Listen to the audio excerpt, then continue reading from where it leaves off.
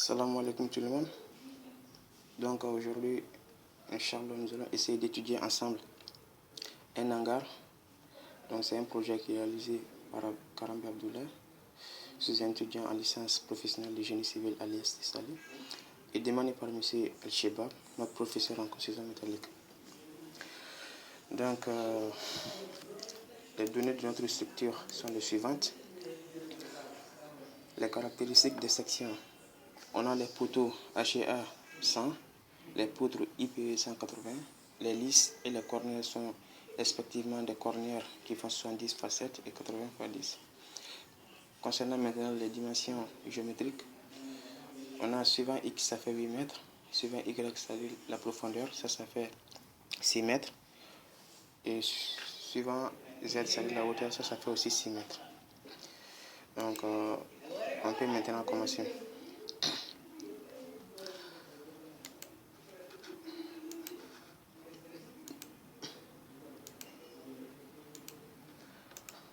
Donc la première étape, il faut ouvrir le robot. On va créer une nouvelle fenêtre. Dans l'espace de travail qu'il faut choisir, vous pouvez prendre étude d'informatique plan. Vous voyez ici. Donc la première étape, il faut commencer à enregistrer votre projet.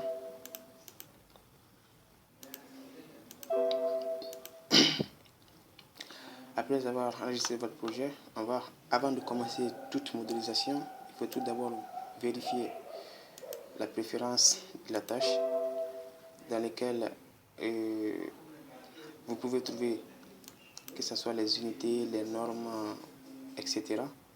Par exemple, nous, pour les normes de conception, on va s'intéresser aux charges, par exemple. Pour les pondérations, on va prendre CM66. Il y a également d'autres normes comme les additifs et les zéro cordes aussi. Donc neige vent, on va prendre norme et neige vent Maroc 65, parasismique 92. On peut également vérifier d'autres unités, d'autres choses comme par exemple les unités ou bien les unités des longueurs ou bien les unités de charge aussi. Ok. Maintenant, il faut tracer les lignes de construction de notre structure. Donc, suivant X, comme j'avais dit, ça fait 8 mètres, donc 2 fois 4. Ok. Suivant Z, donc ça fait 5 mètres. Ensuite, 1 mètre. Et tout ça fait 6. Donc, appliquer OK. Voici maintenant les axes de notre structure sont tracés. Maintenant, l'étape suivante consiste à prédéfinir les sections, les différentes sections de notre structure. Donc déjà, je les ai prédéfinis. Sinon, chez vous, vous pouvez commencer ici en cliquant sur définir nouveau profilé. Et ici, vous pouvez choisir par exemple les CAE, les sections, etc. Après ça, vous pouvez choisir aussi les IPE, les HA, etc. Donc moi, je l'ai déjà fait, je ne vais pas reprendre. Donc on va commencer par les poteaux qui font les IPE 100.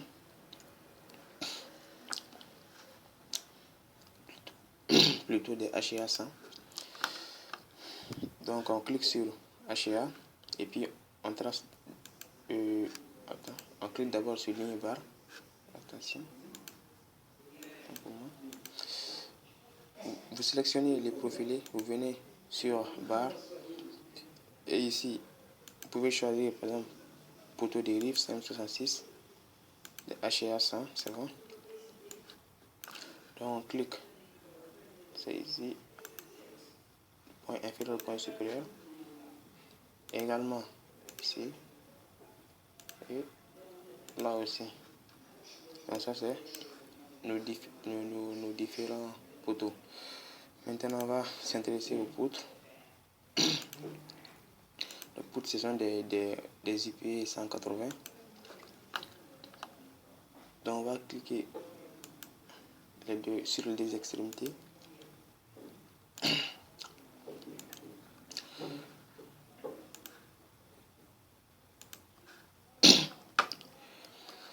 Voilà. Donc ça c'est tracé. Donc on peut voir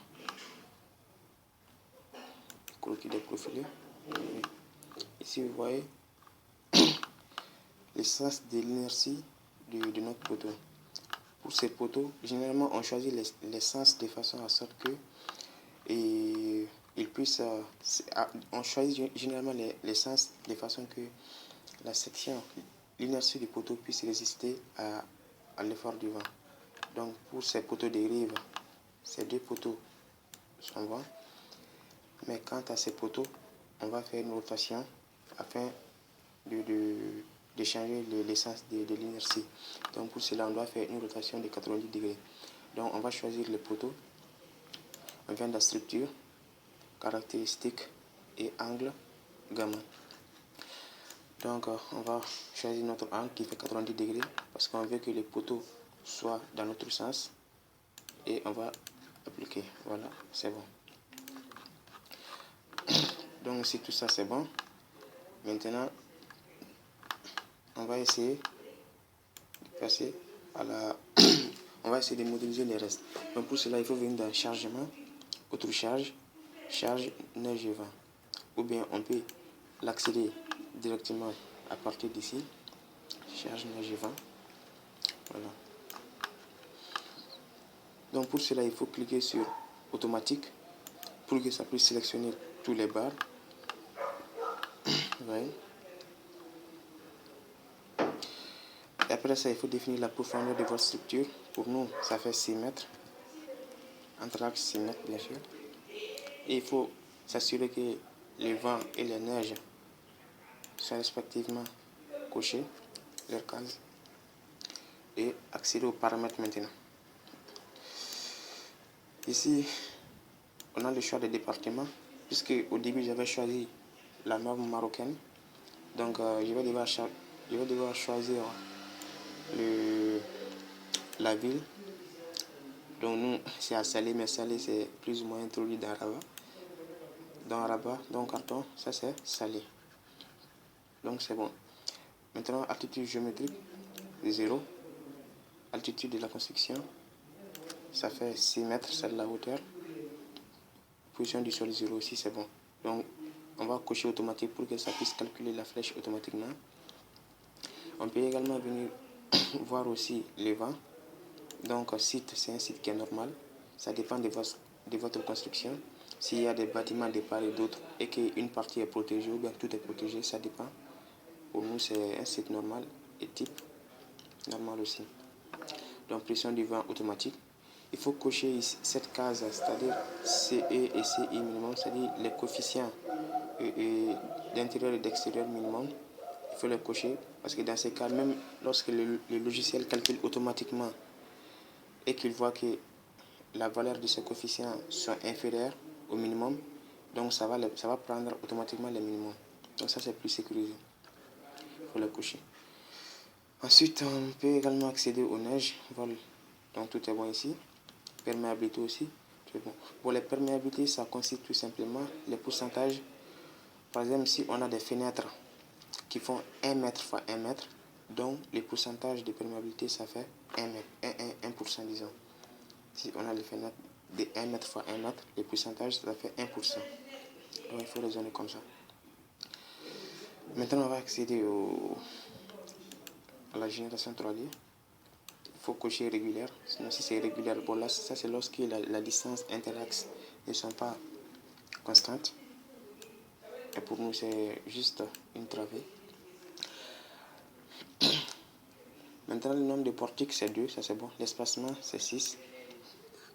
Et ici, maintenant, on va tracer nos différentes cornières. Donc, pour cela, il faut choisir la barre. D'abord, section. Bon, puisque ici, ce sont des lisses. Ce sont des lisses. Donc, on va prendre 70 fois 7.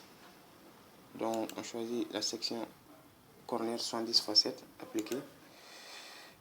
Et il faut cocher relative. La différence entre ces deux, c'est que lorsqu'on coche absolu, tu dois donner par exemple la valeur. Si tu veux que la cornière soit appliquée à 1 mètre, donc tu donnes par exemple 1, espace, et que tu veux que ça soit encore à 1,5 mètre, etc., etc. Mais Si tu veux que ça soit proportionnel à la longueur, il faut cocher relative. Et comme ça, par exemple, tu peux, et que tu veux que ça, il y a par exemple 1, 2, 3, 4 cornières. Donc tu divises seulement 1 par 4, ce qui fait 0,25, 0,5, 0,75 et 1. Donc ça va prendre chaque élément, par exemple 0,5 fois la longueur de notre poteau, et puis ça va placer la première cornière, etc. On va copier ça, on en aura besoin. C'est bon. Donc automatiquement ça va placer le niveau de cornière. Et ici, de même, on va coller. Maintenant, quant à la partie supérieure, on va également mettre les mêmes choses, sauf que là, on va pas ajouter un. On va copier ça, là aussi. Et c'est bon. Ouais. Ok. Donc, mais pour la partie supérieure, on va changer la section. Ils font des cornières, bon, cornières de 60 et 80 fois 10. Là aussi. Ça, ce sont des pannes qui font des cornières 80 fois 10. Ok, appliquer, c'est bon. Voilà, tout est bon maintenant. Maintenant, une fois qu'on est rassuré que tout est bon, on peut automatiquement générer le 3D pour que ça puisse calculer. Voilà. Donc, automatiquement, attention, enregistrer, attention.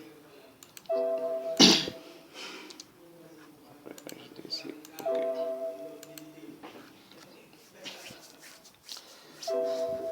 ok, on enregistre. Ça, ce sont des notes de calcul qu'il faut bien sûr enregistrer. Donc, on va essayer d'enregistrer les notes de calcul, voir, enregistrer sous. Puis, par exemple, je peux par exemple donner une note de calcul. 1. Bon, je vais les mettre dans un dossier.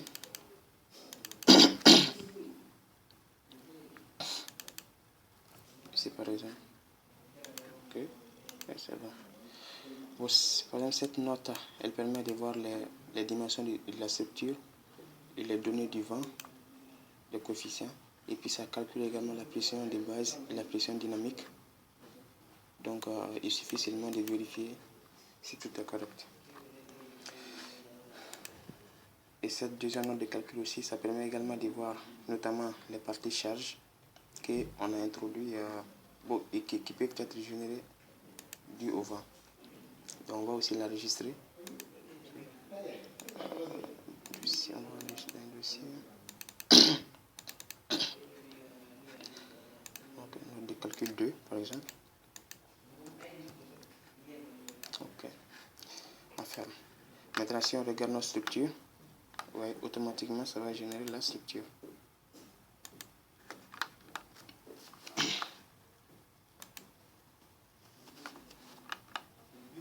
Ouais. Donc, bon, après ça, ici, on va essayer de créer une poutre. Bon, on peut compléter les restes manuellement, bien sûr.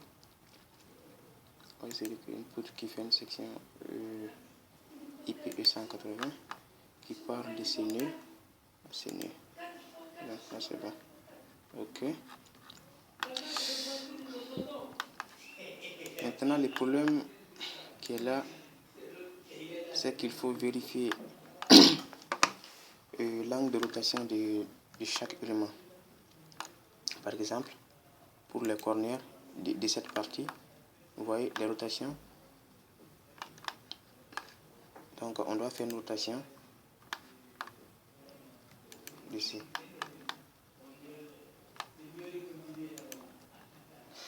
Donc, pour cela, on les sélectionne tous. Et on peut accéder via ici. Au lieu d'aller dans la structure et caractéristiques angle gamma, on peut venir directement ici. 80 degrés. Donc si on fait ça 180 degrés, vous voyez, automatiquement ça va changer le sens de sa structure, de sa cornière. Pour quand c'est parti, c'est lisse aussi, bon, c'est lisse, leurs sens sont respectivement bons. Maintenant, quant à la partie supérieure, c'est-à-dire les pannes, là on doit changer le sens. Là aussi, on va prendre 180 degrés encore. Oui, là c'est bon, le sens. Ok. Et maintenant, quant à cette partie, maintenant, on doit également changer le sens. Là, non, non, là ça fait partie. 180 degrés. Voilà, ok, c'est bon.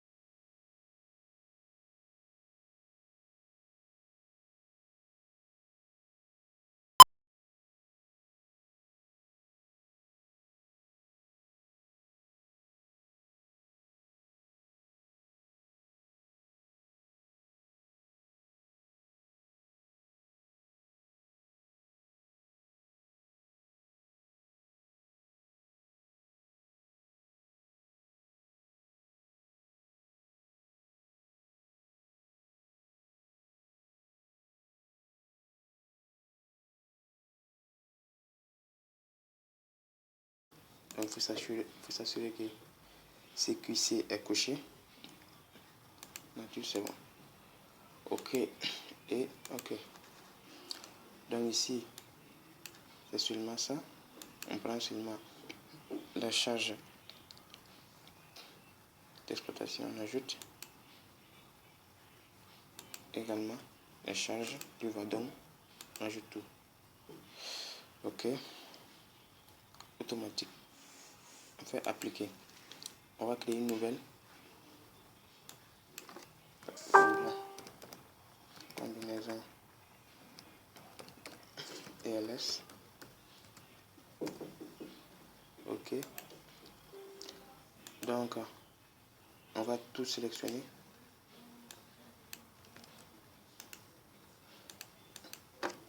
On va sélectionner tout. Et puis, quant au coefficient, on met 1. Parce que l'élu, c'est par exemple, c'est G plus Q plus, etc. Appliquer. Attention, on doit d'abord les ajouter ici. Voilà, OK. Appliquer. Et c'est OK. Et maintenant, attention, on peut aller voir d'autres choses. Notamment, on va procéder au dimensionnement des barres et acier.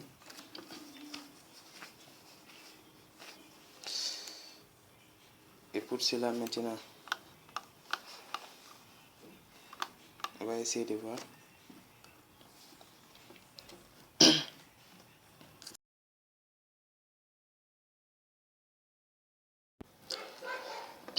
Donc, attention, je me suis rendu compte qu'on a fait une petite erreur quelque part. Ici, c'est pas le corner, mais c'est une poutre. Donc, on va créer la nouvelle poutre.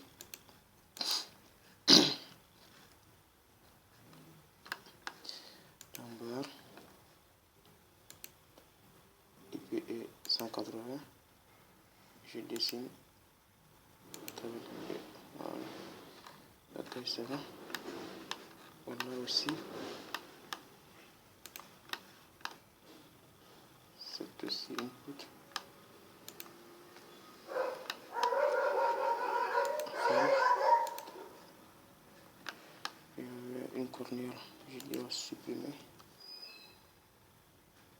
Attention, attention.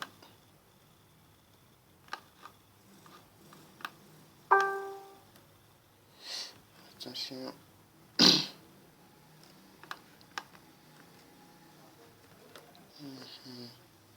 Là, on supprime cette cornière. Ensuite, on trace notre nouvelle poutre. Et puis 180.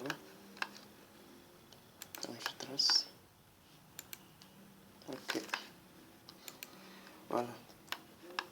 Donc maintenant, les deux poutres que nous venons de tracer, il faut savoir que leurs poids propres ne sont pas pris en charge avec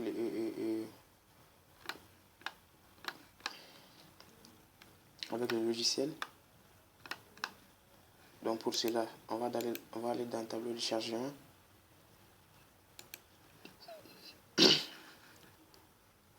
On va supprimer les poids propres qu'on avait. Attention. On supprime les poids propres. Voilà. Après l'avoir supprimé, on va maintenant recréer les poids propres. Donc on vient dans définir charge, poids et masse, poids propre de la structure. Voilà, que c'est bon. Maintenant, lorsqu'on part vérifier dans le tableau de chargement, nous allons voir qu'il a les poids propres. Maintenant, ça va prendre en compte. Ça va prendre en compte maintenant les nouvelles structures créées.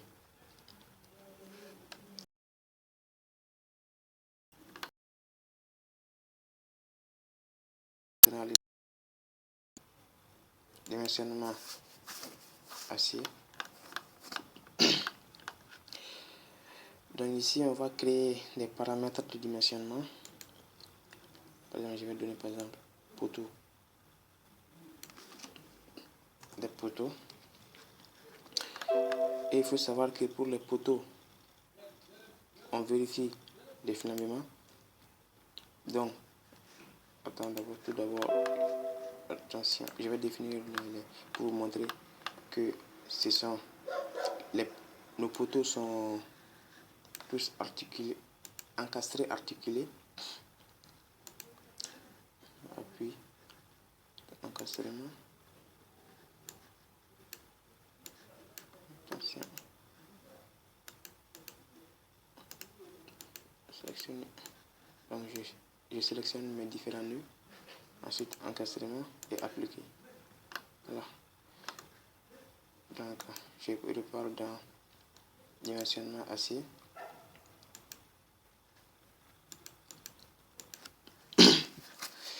Voilà. Donc paramètres. Je vais par exemple nommer poteau. Donc quant au coefficient de flammement suivant X et suivant Y et Z, donc ce sont des poteaux qui sont encastrés, articulés. Donc je prends ici.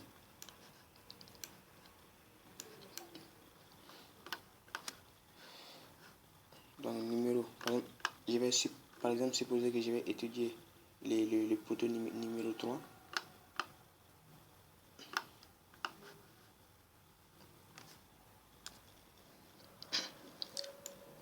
Mais plutôt, puisque j'ai dit que nous allons dimensionner ces poteaux, donc il y a 3 barres qui aboutissent et il y a 3 barres qui vont tous se raccorder à ces poteaux.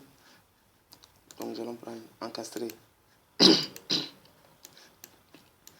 cette fois-ci avec 3 barres aboutissantes.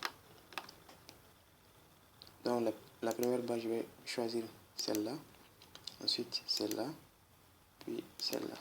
Donc ce sont ces 3 barres qui s'intersectent au niveau du nœud de notre poteau. Donc ok.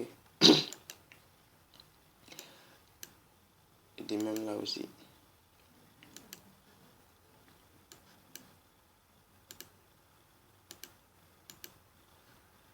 Ok.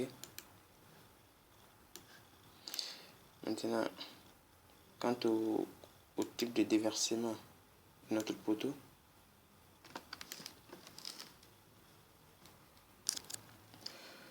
donc il faut savoir que les poteaux, eux, ils ne subissent pas de déversement ici. Donc on va prendre sans déversement. Maintenant en service, par défaut c'est coché. Il faut tout cocher ici. C'est qu'il faut éviter les déplacements des nœuds au-delà de ces différentes valeurs. Ok. Donc ça c'est pour notre poteau. Donc on va enregistrer. Exemple. Par exemple, le numéro de l'élément, on va prendre. C'est ici. Oui.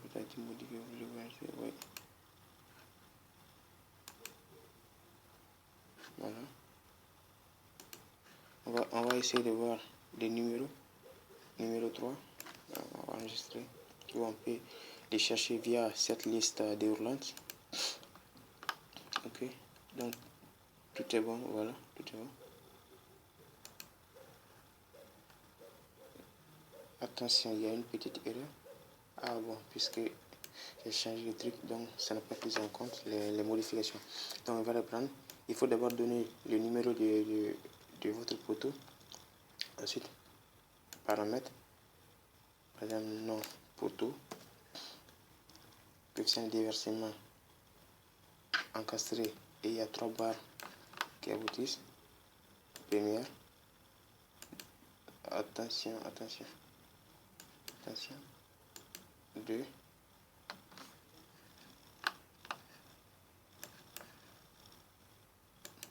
Voilà. Et troisième, c'est celle-là.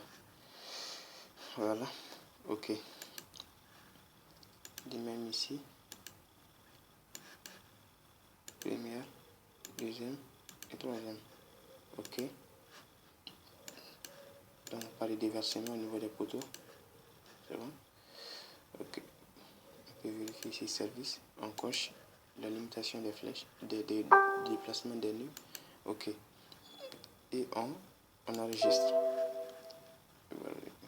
ok, oui, maintenant c'est bon. On va également prendre par exemple pour l'exemple de cette poutre. Donc pour cela il faut donner son numéro, ça fait 32, vous voyez ici, numéro ça fait 32. Ensuite, paramètres, on va changer les noms par exemple poutre, oui c'est bon. Ou bien on peut mettre poutre 32 si vous voulez. Maintenant coefficient d'efflambement. Ici on va par contre choisir cette partie. Donc on regarde nos poutres.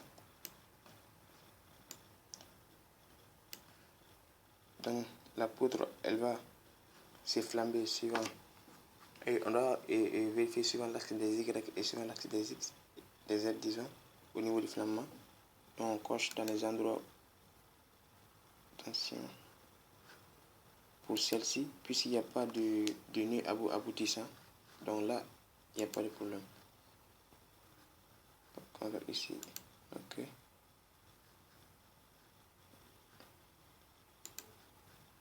Ici, c'est ok.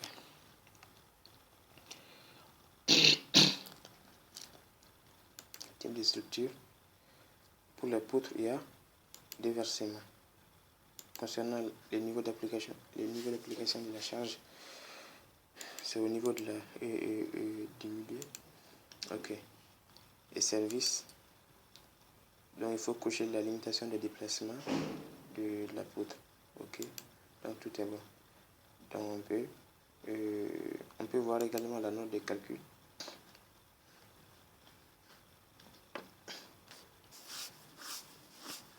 Vous avez les paramètres que nous venons de définir. Okay.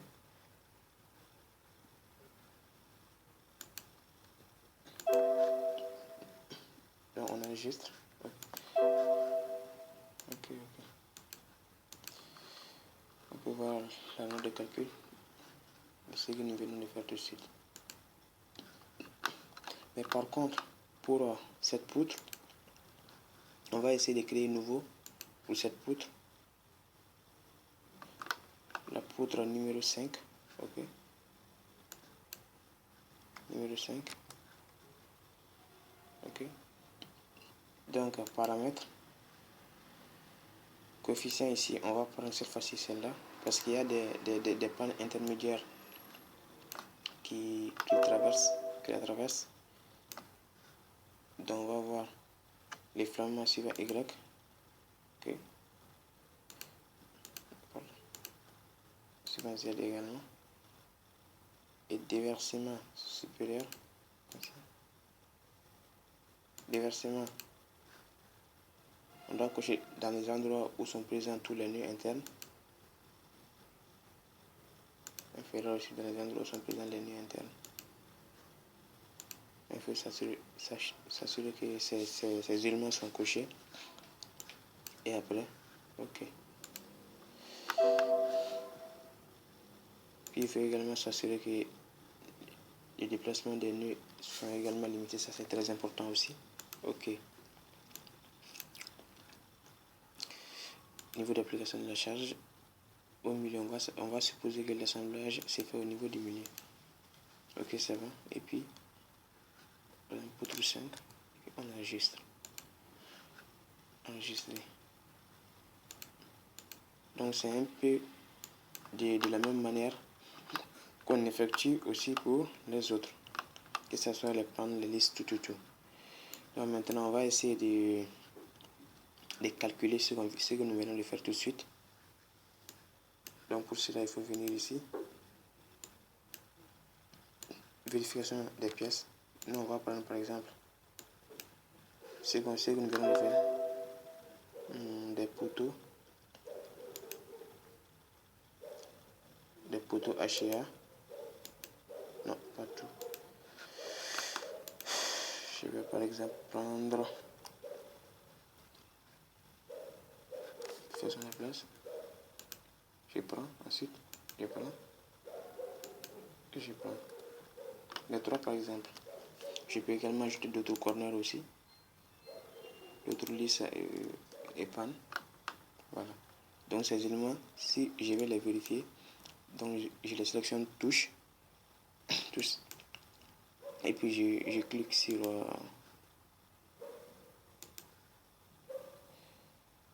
calculer. Sur les éléments, ok.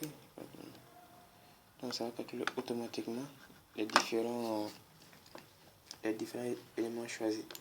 Donc vous voyez, tout est bon normalement.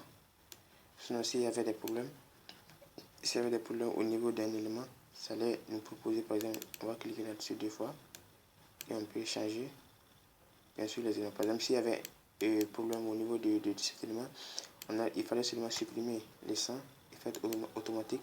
Donc ça va sélectionner automatiquement la section correspondante pour répondre aux besoins.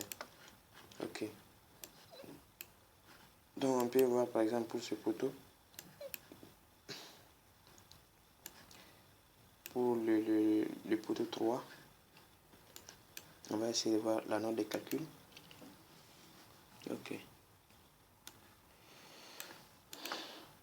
Donc on peut voir pratiquement toutes les informations, notamment sur les matériaux, sur la vérification si c'est correct ou pas.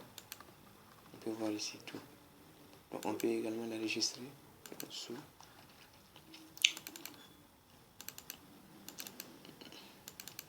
Je vais le mettre dans ces dossiers.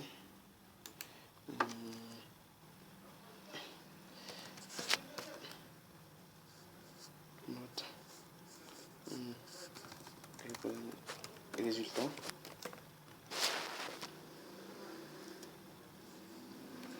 Photo 3. Ouais. Je vais copier ça.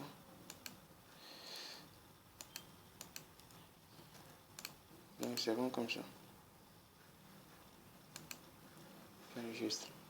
De même, je peux également voir pour les autres. Pour les poutres IPE, je prends également. Je sélectionne par exemple et je regarde sa note de calcul.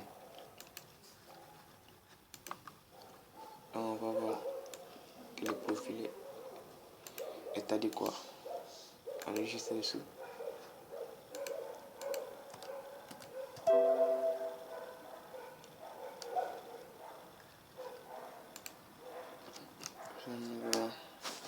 Résultat.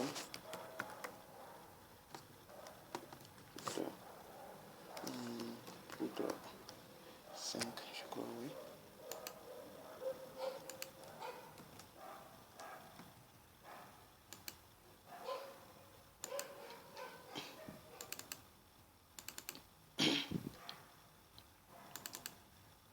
Ok. Et ça va. De même, on peut également vérifier pour tous les autres éléments. On peut aussi voir la note de calcul global, etc. De calcul simplifié, etc.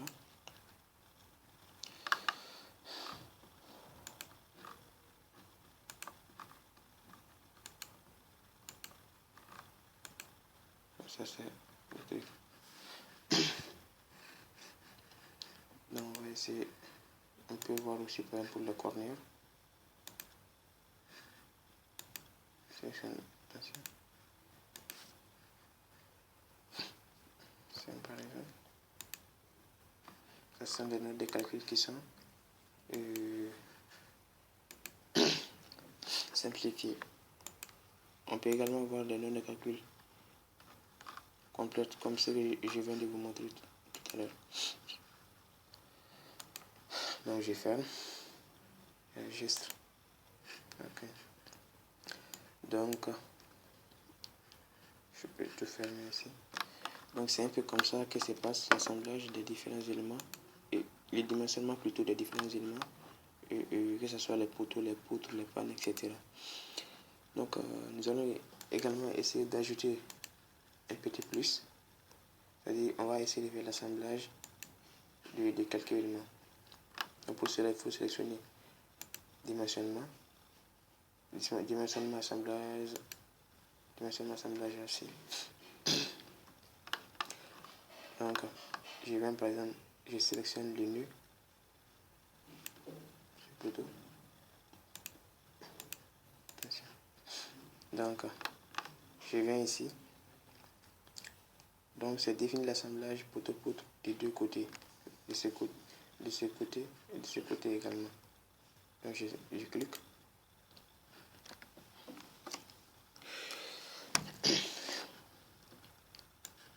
Donc, on peut également voir les différents paramètres de l'assemblage et on peut éventuellement tous les modifier.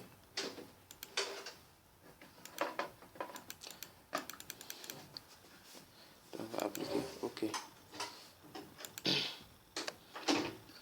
On peut voir la vue de l'assemblage de notre élément.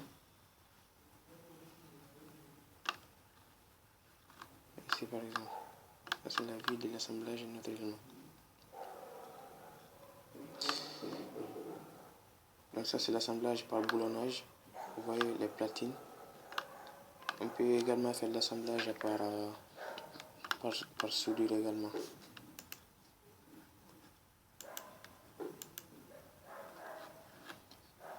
Par exemple pour ces poteaux, on peut prendre le nez par exemple. On va ici on prend.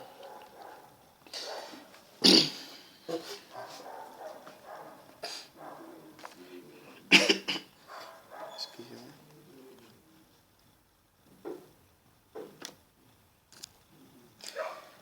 Donc, on peut modifier les éléments, par exemple, type d'assemblage, c'est boulonné ou bien et soudage. La platine, les caractéristiques, la hauteur, la base, etc. Les jarrets, petits éléments ici, les boulons, etc. On peut tout modifier ici. Et après, on applique et OK. Donc après OK, on clique sur dimensionnement assemblage de la structure. Et on peut voir la vue de notre assemblage. Attention. Donc ça c'est l'assemblage par boulonnage. On peut également faire l'assemblage par soudure. Voilà.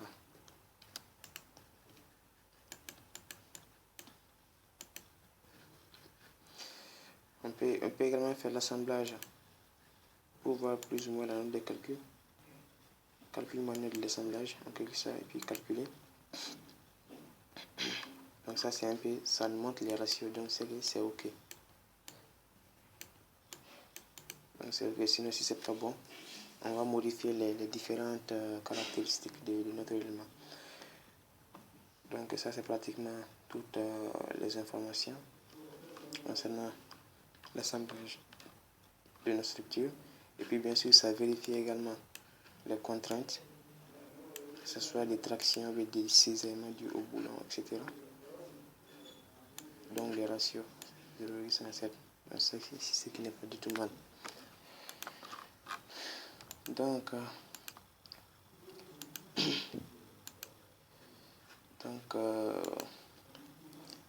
on peut dire que c'est un peu ça en gros ce qu'il faut retenir concernant ces petits travaux.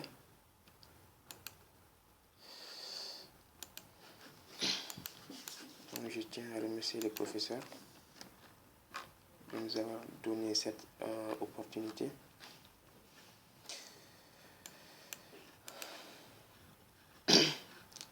On va enregistrer notre projet. Ok.